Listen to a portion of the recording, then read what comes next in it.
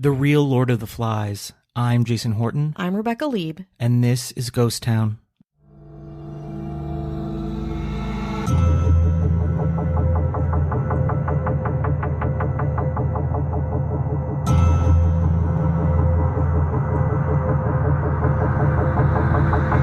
English schoolmaster William Golding started writing Lord of the Flies in 1951, a fictional adventure tale of survival that quickly became a bestseller and a classic, something that's still read today.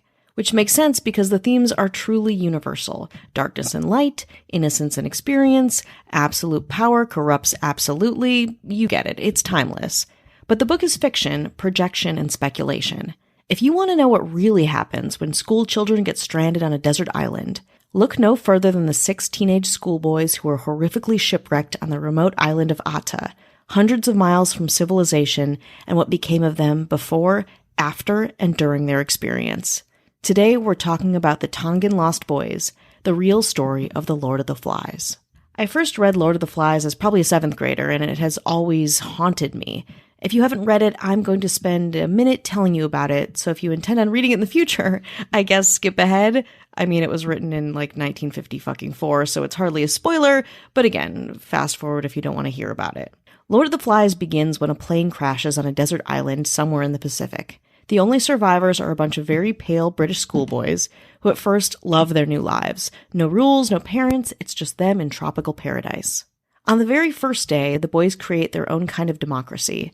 Ralph, the athletic, charismatic, and handsome kid of the bunch, is naturally chosen as the leader, but not unanimously. Some of the choir boys don't know and like Ralph. They're led by this kiddie asshole named Jack and want him to rule the island. And yet Ralph, helped by his best friend Piggy, who wears glasses, maintains order and leadership. We'll get to the glasses part later. Ralph's regime is simple. Have fun, stay alive, make smoke signals with a fire so that the group gets rescued, and if you want to talk, you can hold a conch shell which allows you to speak without interruption. Before long, the boys are hunting, painting their faces, going naked, and getting urges, violent urges. Maybe even sexual ones. At least that's how my middle school self read it. Chaos ensues. The fire goes out, boys kill pigs, and the true elements of power, the conch and Piggy's glasses, which were used to start the fires, are held captive by the choir boy faction led by Jack. Jack and his choir boys become the new violent leaders and kill Piggy for his glasses, and Ralph runs away, only to find himself at the feet of an adult on the island, a British naval officer. I should have thought, the officer says, that a pack of British boys would have been able to put up a better show than that. Ralph shakes his head, sad and humiliated. As the book concludes, the reader reads, Ralph wept for the end of innocence, and for the darkness of man's heart. But that's not exactly how it would work in real life. How do we know this? Because 6 boys actually did get deserted on an island, and honestly, it was horrifying, but not quite as Golding imagined it. In 1966, a fisherman named Peter Warner took a detour from his fishing routes to Atta, a deserted island which had once been inhabited by natives until they were kidnapped and sold by European slave traders in the 1860s. I cannot emphasize to you how remote this island is. Even to native Tongans and Fijians, it's a place of myth. Atta means reflection in Tongan. According to legend, Atta and another island called Iwa were the first islands hauled up from the bottom of the sea by the mythical Tongan Maui brothers. The eldest, Maui Atalanga, and the younger, Maui Kisikisi. It originally had 7 hills, but the brothers stamped on the highest mountain until it was flattened into its surrounding valleys. Soon only 3 hills were left, and the Maui brothers got tired and left. With the following islands they hauled up from the deep ocean, they were careful to keep flat the following islands that they hauled up from the deep ocean. From there, the powerful deity Laufak Anaha, god of the winds, ruled Atta. And again, I'm sorry if I'm mispronouncing these names, doing the best I can, happy for corrections. But let's get back to Peter Warner. Peter Warner was born the youngest son of Arthur Warner, the CEO of Electronic Industries, cool name, one of the richest and most powerful men in Australia. Peter had been groomed to follow his father's footsteps, but at the age of 17, he decided to do something a little less corporate, like running away to sea. He spent the next 5 years sailing the world, and when he finally returned to Australia, he proudly showed his dad his Swedish captain's certificate. Warner Sr. was not impressed and demanded his son cut the shit and go to accounting school. Peter Warner acquiesced to his dad and went to accounting school for 5 years. Then he worked for his dad for a while, but realized it really truly wasn't who he was. Warner quit it all, bought his own fishing fleet, and moved to Tonga in 1966. Peter was going to meet with the King of Tonga, His Majesty Taufa'ahau IV, to ask permission to trap lobster in Tongan waters. He was refused this privilege and headed back towards Tasmania, but on the way he took a detour to cast his nets. And that's when he saw Atta, rolled up, and immediately was very confused. Through his binoculars, he saw a strange sight for such a remote island. Warner witnessed fires on the cliff sides. Quote, "In the tropics, it's unusual for fires to start spontaneously," in an interview almost 50 years later, so I decided to investigate. As his boat approached the western tip of the island, Peter heard a shout from the crow's nest. "Someone's calling," yelled one of his men. Peter Warner could not believe his eyes. A naked boy with hair down to his shoulders swam out to his boat, and other boys followed. Peter ordered his crew to load up their guns, remembering a Polynesian custom of dumping dangerous criminals on remote islands. Tense, the first boy swam closer, introducing himself as Stephen. Stephen indicated that there were more boys, and that, quote, "We reckon we've been here 15 months. Stephen explained that himself, Mano, Sion, Kolo, David, and Luke, all between the ages of 13 and 16, had been students at a Catholic boarding school in Nuku'alofa, the capital of Tonga. They were sick of their school lunches, so they stole a fishing boat and got caught in a storm." Warner was like, "What?" He did not believe this. Using his two-way radio, he called into Nuku'alofa. "I've got 6 kids here," he told the operator. "If I give you their names, can you telephone the school to find out if there are pupils there?" "Stand by," came the response. After 20 long minutes, the operator came back on the radio. Tearfully, they said, "You found them. These boys had been given up for dead. Funerals have been held. If it's them, this is a miracle." Let's take a break. Searching for the loan that's right for your life or your business? The Bank of Clark County offers personal auto financing, personal loans and business lines of credit, mortgages and business real estate loans, home equity loans, personal and business construction loans, and more. Whether you're looking to upgrade your life or your business, the Bank of Clark County has the loan that fits. Visit your local Bank of Clark County branch or go to bankofclark.bank. Equal housing lender, member FDIC. Jeep Freedom Days are here, where right now, well-qualified returning FCA lessees get a low-mileage lease on the 2022 Grand Cherokee WK Laredo E4x4 for $369 a month for 36 months with $3,799 due at signing. Tax, title, license extra. No security deposit required. Call 1-888-925-JEEP for details. Requires dealer contribution at least through Chrysler Capital. Lessee is responsible for termination fees. Current lease must end by 7/3/23. Extra charge for miles over 30,000. Residency restrictions apply. Take delivery by 7/5/22. Jeep is a registered trademark. Hi, hello, how are you? Hello. How are you doing? You doing good? I see a lot of collective yeses. Oh, that's good. That's better than feel usual. it. I feel it. I sense it. A lot of collective yeses. Right. No and June one gloom for no. you. One no. One no. Oh, that's me. Okay, that's your heart? Yeah, it's it's your my own heart. My heart's speaking. Oh. Want to just check in, see how everyone's doing. Mm-hmm. Thank you for listening. Thank you for spreading the good word. Thank you very much. For just getting up on that mountain and saying, hey, Shouting. listen to Ghost Town. And they're like, no, we'd rather do something else. And you're like, okay. And then you just tumble down the mountain. And not just figuratively, literally. Yeah, truly. That's really heartbreaking. That's life, baby. That sucks. We want to say hello to our government. Of course.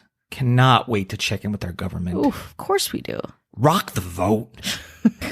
What year is it? I don't know. I think it's 1993 or 1986. I don't know what year it is. 2003 tops. We want to say hello to the mayor. Front and center. That's right. Dara Rosenzweig. Hello. David Bull. Hi. James Harrington. Hi. Ashley Matson. Hi. Kat Joselle. Hello. And our mayor. Our mayor. Our mayor. A mayor for us and for everyone. Our John Mayer. Oh. You like that? No. Okay, Not fair. really. I don't like it at all. All right, well, it's, I'm, if I'm more of like if it was Jason Mraz. okay, cool. That's cool, my cool. counterpart. You don't like Dead and you don't like one of the greatest living guitar players of all time. No. You like fedoras. I like San Diego and fedoras a little bit more. Fair. On All right. that note, Yes. our mayor, Avian Noble. if you want. Bonus episodes, ad-free, no chit-chat. Check it out. Mm-hmm. Patreon.com/ghosttownpod. Now, I've been looking forward to venting. Oh, no. I've actually been looking forward to, I don't know, like just, you ever just do things and you just like, I like being mad. Like, I'm just like, I want to be mad just for a little literally the reason I do most things. All right, we got 2 reviews here. Okay. One is worse than the next. Okay, great. This one is 3 stars, which is exactly a yummy 3 stars. No, I'd be like, like it's like, oh, it's filling. It's not like 3 stars. It's like Yeah, it's exactly like that. Okay. I've now listened to 8 episodes and I enjoy the subject matter, but when the hosts go to a break, when they come back, it's 5 minutes of jabber. Maybe come back from the break and say, now on with the story. Then after the story, thank everyone and jabber all you want. Permission granted. I mean, I editorialized that. Yeah. Not in the middle. I really want to /binge this podcast while I work, but I can't take the long pause in conversation in the middle. So the jabber is part of the break. Let's put that out there. Yeah. The jabber and any advertising that happens in the middle, this is the break. Mm-hmm. You're in the break. You're in it right now. Have you ever gone to work? Like, you're at work and you work, and then you're like, oh, let's take a break. Mm-hmm. It's not do more work. It's like water cooler talk. Yeah. That's what we're doing right now. Sometimes it's longer, sometimes it's shorter. Would you rather have it like this? I was listening to a podcast the other day where it was like 3 ads right in the beginning. Right after the cold open, you're getting momentum. You want to get into. Is that what you want, people? You don't want that. And the reason they're doing that is they got you hooked. You're they in got there already. You. And there's chances are that's just that's the politics and the advertising nature of this. I get it. I don't get mad at it. It's part of the thing. It's things take time. If time is money, if people value their time, it's the nature of it. Do I love it? Not necessarily, but I don't get mad at it personally because do I get annoyed sometimes? Absolutely. Sometimes I don't mind. Sometimes I do mind. Sometimes I'm like, yeah, I'll listen to this dumb ad. And sometimes I'm like, I don't feel like it, and I won't. And I get pretty good at fast forwarding. I think podcasts, and keep this in mind, podcasts have been around for a decent amount of time to kind of know the ins and outs of it and the structure. So the reason we don't have it at the end after we're allowed to say thank you is because no one's going to be listening. Yeah, exactly. Let's be realistic. I mean, come on. That's why. And I understand what you're saying, but just press the fast forward button 1 or 2 more times. I know for a free product, that's tough to press that button. Damn. You don't press many buttons in a day. You're like, I only press 5 buttons a day. Damn. And I don't want an extra one. I haven't even gotten to the one. This is the good one. Whoa, you already fired the fuck up. Oh, yeah. I've been looking forward to this one. Okay. Let's hear it. I'm looking forward to this one. So that one is from Tabby Stone, USNA. Again, that one is, and it's a fair suggestion. I get that. Sure. I guarantee a lot of the podcasts, the popular podcasts you love, don't do that. They do it exactly they want to do it. And you really can't, you can complain to them, but are they going to respond? No. Will we? Yes. Stop the banter. 1 star. We, keep in mind, they're speaking for everybody. Oh, or is this a couple's account? Maybe. We came here to hear about ghost towns. Instead, 50% of the podcast is just you two chatting. Either change the podcast to one about you just two hanging out and chatting, or actually do the podcast you led us to believe we were going to be hearing, Your Honor. I'm editorializing. ETA, I don't know. I don't think it's meant to be ETA. Estimated time of arrival. Again, must have made etc. or kind of PS postscript. Okay. So listen, that's a common mistake. But the fact that you're criticizing us, you don't get the break somebody else does. Exactly. You don't. Yeah. Exactly. Estimated time of arrival. After skipping through the latest full-length episode, I hear you only want to give people no chit-chat if they pay for it. Gross. Let me start by saying, okay. Do you speak for everybody? We never led anyone to believe this has been around for over 4 years now. How many episodes are about ghost towns? Very few. We're going on 400 episodes. I have a newsflash. I have an ETA for you, and that is there's not that many ghost towns that are interesting out there. No, unless you want to talk because it's literally just that. Yeah. And so the fact that you thought that, totally understandable. There's a lot of podcast names out there. You're like, oh, this isn't exactly. I mean, there's a podcast out there called The Dollop. Very popular one. It's like history. Yeah, it's not about ice cream. No, well, I want to hear about dollops of sour cream. I want to hear about, and listen, I understand. I understand when people are like, oh, I want to only hear about ghost towns. You should know pretty quickly. You shouldn't have to, you could just scroll for like a second and know this is not about ghost towns. Yeah. And move on. And I get that. But don't get mad when you're like, well, I'm going to listen anyway about a weird Pizza Hut or a true crime and it's not a ghost town. That's on you at that point. Yeah. The part that really gets me upset is when they do not contextualize, when they say you only want to give no chit chat for people that pay. That's not true. It's ad free and no chit chat. Yeah. Now, if you think we're the very first podcast that has an ad free option, maybe this is your very first podcast. Maybe this is the first time you've pressed a button on the internet. I'm really into button pressing. Yeah, I mean, I like this heated version of you. We have a tranquil story of boys getting shipwrecked, and now we get to Jason. They think they have problems? Yeah. Have they ever got a bad review on a podcast? That's No, right, I don't right. think so. So by you putting that, you're misrepresenting this. You know it. Mm-hmm. And if you think that's gross, when you go to work or when you do something and when it comes time to get the check, do you say, no, that's gross. I don't want to take money for time and effort spent. Mm-hmm. So like this, if you think we're making a lot of money on this podcast, You're sorely mistaken. I wish I could tell you it was something different. I really wish I could, but it's not. And that's just the way it is. And Yeah. that's totally fine. We love talking about what we talk about. The reason Ghost Town covers a lot of different, like kind of darkish subjects is because we can keep it interesting for us and hopefully people that are listening. And even more importantly for us. Yeah. You're also acting as if we are not owed any compensation and just need to deliver the goods to you The as way you want like it. it. No, Exactly. exactly As the if way you- we don't pour over this, as if this isn't like another full-time job that like we don't get paid adequately for.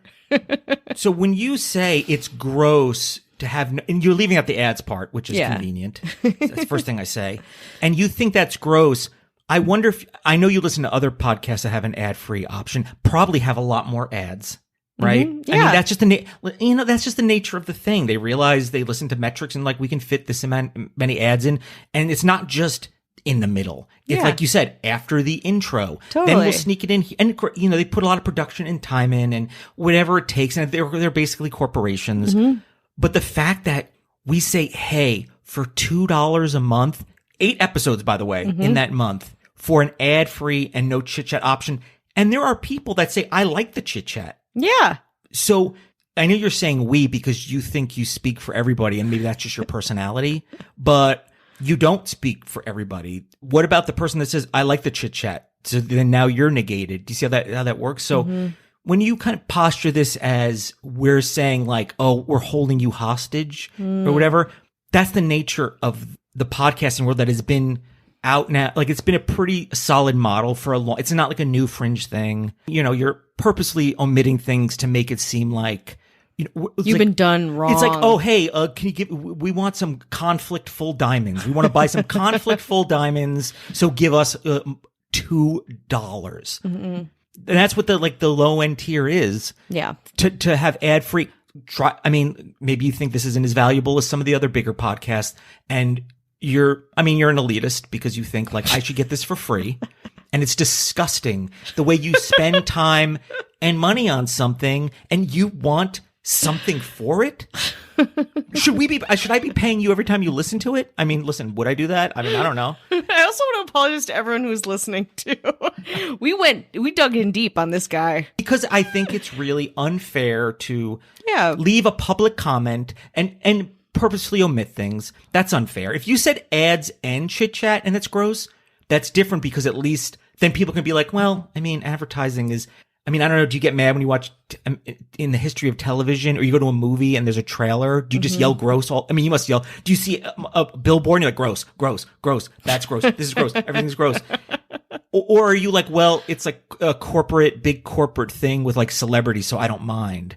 So you are an elitist by this comment, I feel like. Yeah. And if you're a first time listener, I usually don't talk this long. No, about this anything. is probably unprecedented. this This is is the most unprecedented. fired up I've seen you in a very long time. I take it. I feel like it's an affront on both of us, Yeah. and I'm very, very defensive. And most of the time, when people leave bad comments, I'm like, "That's a fair." I'm always kind of like, "I get it." I mean, that's like a fair thing. But when you're misrepresenting what we do to make us look bad, gaslighting, maybe can I throw that word in there? Yeah, why not? Then, and you know what you're doing, and that, my friend, that's gross. Whoa. And this has been the Gross Report with Jason Horton. Oh, whoa. I feel grossed out. There's a third comment 311 stars. Jason is hot. I'm not even gonna bother saying nothing who it is. about me? Damn. Not this time. No. Damn, No. well, But that is okay. from Solitary Bean. That's real? Yeah, that was no. This is that's from Stop the Banter Okay. Crusade. Got it. From the US&A. But thank you for listening and thank you for the review. You're still being gracious wrong. and thanking them. You are wrong, but I hope it gave you something that you were looking for that day, and it maybe feel a little bit better. And I'm glad we were able to give that to you for free. Okay, well, anyway, on that note, let's get back to June of 1965. Take me back to a fun deserted island. Yeah, let's get you into a more relaxed zone, a shipwreck, shall we? So, in June 1965, for decades, people have been trying to construct what exactly happened to Stephen, Mano, Sion, Kolo, David, and Luke on that island. But again, I'm no different.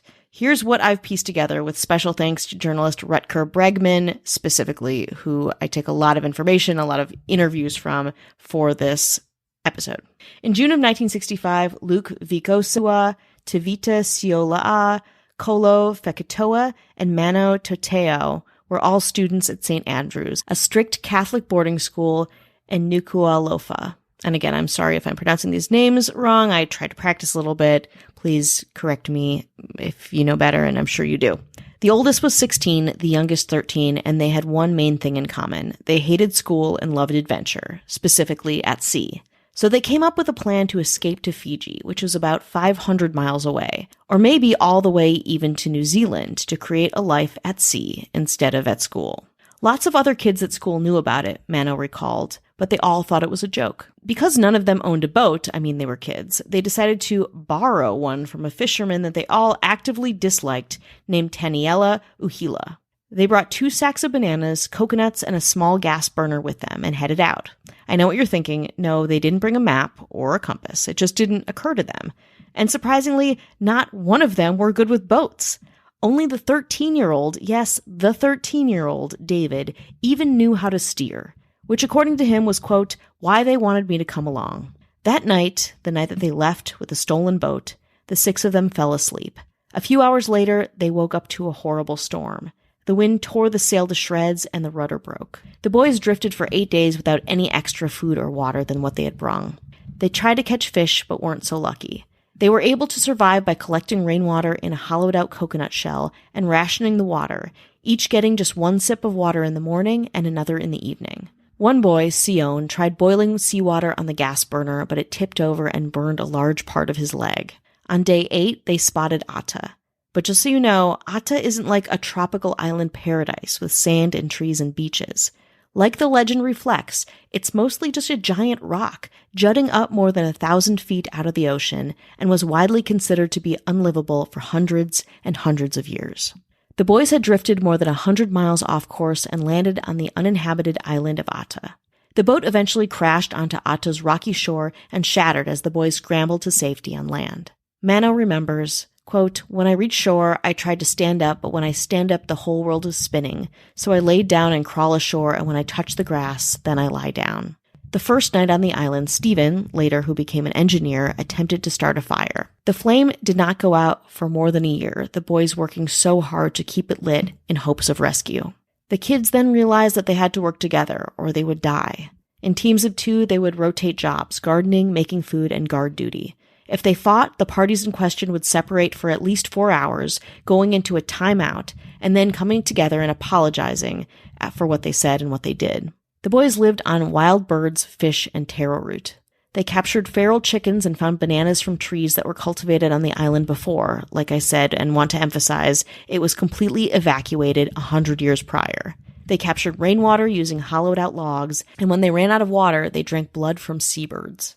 The boys' days began and ended with singing and prayers. Kolo fashioned a makeshift guitar from driftwood, half a coconut shell, and 6 steel wires salvaged from the wrecked boat.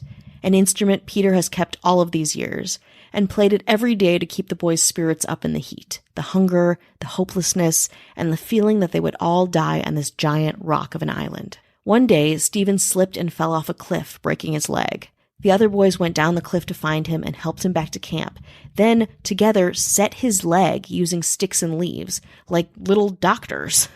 As if that wasn't heartwarming enough, the other boys did Stephen's work while his leg set and literally healed and tended to him so that he could eventually walk again. Instead of a dystopia, it was extremely functional. And when the boys were finally rescued on Sunday, September 11th, 1966, they were in pretty good physical health, albeit very mentally broken. By the time we arrived, Peter Warner wrote in his memoirs, these young teenagers had set up a small commune with food garden, hollowed out tree trunks to store rainwater, a gymnasium with curious weights, a badminton court, chicken pens, and a permanent fire, all from handiwork, an old knife blade, and much determination. When Warner and the 6 castaways arrived back in the next biggest city, Nuku'alofa, they didn't find a hero's welcome. Instead, police immediately boarded Warner's boat, arrested the boys, and threw them in prison.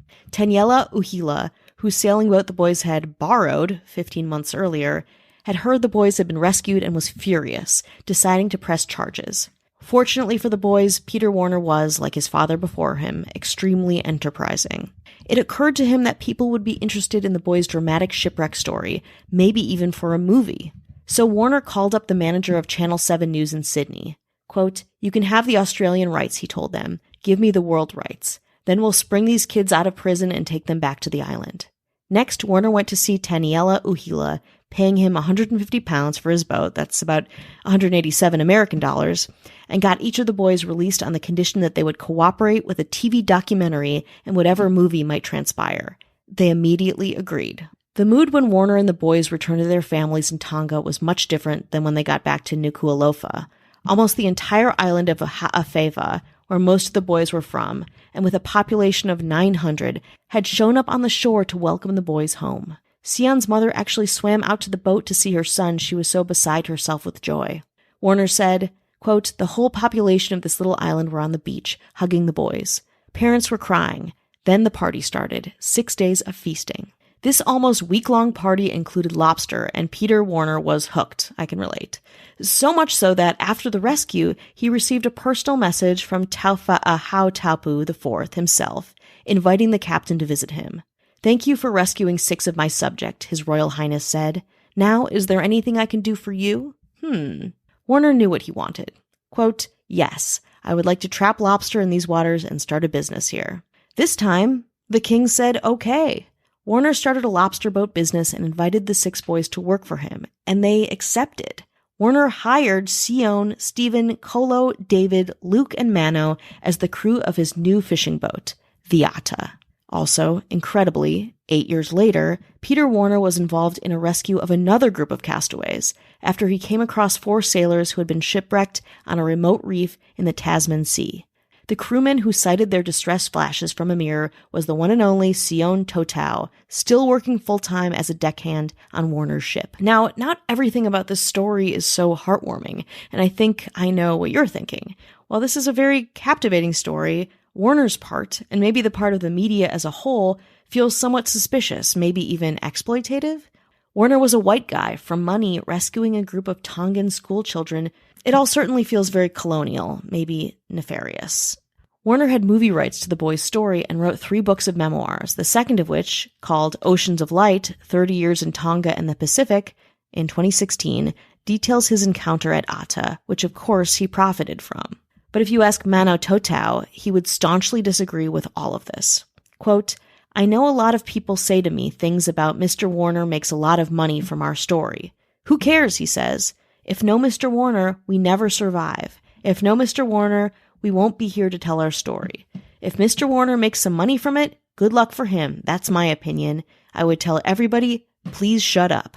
Mano and Peter Warner became best friends, living together on a banana plantation until Warner died in April of 2021. Shortly after their rescue, the team from Channel 7 Sydney filmed a very bad documentary about the boys, which Warner also profited from. And even the fantastic reporter and author who I based a lot of this research on for this episode, Rutger Bregman, wrote a book about the whole thing and penned a 7-figure deal with New Regency to adapt his article and book into a movie.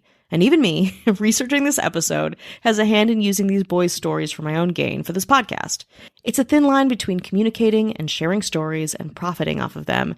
But lucky for you, this podcast is largely unsuccessful, so in our case, there's not a lot on the line.